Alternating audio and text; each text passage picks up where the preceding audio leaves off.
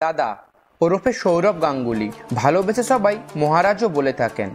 ভারতীয় ক্রিকেটে একটি গোল্ডেন হিস্ট্রি রেখে গেছেন সৌরভ।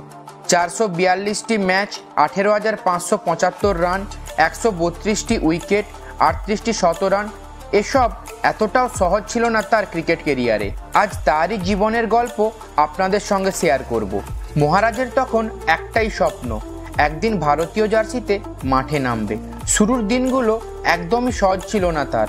1992 সালের 11ই মার্চ যখন ওয়েস্ট ইন্ডিজের বিরুদ্ধে প্রথম ম্যাচে ব্যর্থ হন, তখন সবাই বলেছিলেন এ ছেলে আর ফিরবে না। যার মেজাজেই দাদাগিরি, তিনি কি আর হাল ছেড়ে দেওয়ার পাত্র? আবার ফিরে এসেছিল 1996 সালে লর্ডসের মাঠে প্রথম টেস্টে 100 রান করে সবাইকে বুঝিয়ে দিয়েছিলেন হেরে যাওয়ার পাত্র তিনি নন। সবাইকে এক কথায় চুপ করিয়ে দিয়েছিলেন প্রিন্স অফ ক্যালকাটা। আর সেদিন থেকেই ক্রিকেটের যাত্রা শুরু হয়েছিল মহারাজের। তিনি শুধু নিজের জন্য খেলেননি, তিনি লড়েছেন দলের জন্য। ভারতীয় ক্রিকেট যখন হোঁচট খাচ্ছিল, নিজের কাঁধে অধিনায়কের দায়িত্ব তুলে নিয়েছিলেন তিনি।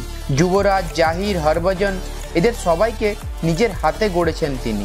2002 সালে ঘরের মাঠে ইংল্যান্ডকে হারিয়ে শার্ট উড়িয়ে এই বার্তাটাই দিয়েছিলেন, ভারতীয় ক্রিকেটার পিছিয়ে থাকবে না। আর তারপর থেকেই একের পর এক ভারতীয় ক্রিকেটে ইতিহাস তৈরি করে রেখে গেছেন মহারাজ ওরফে দাদা। ভিডিওটি যদি ভালো লেগে থাকে অবশ্যই like, comment, share and subscribe করে দেবেন।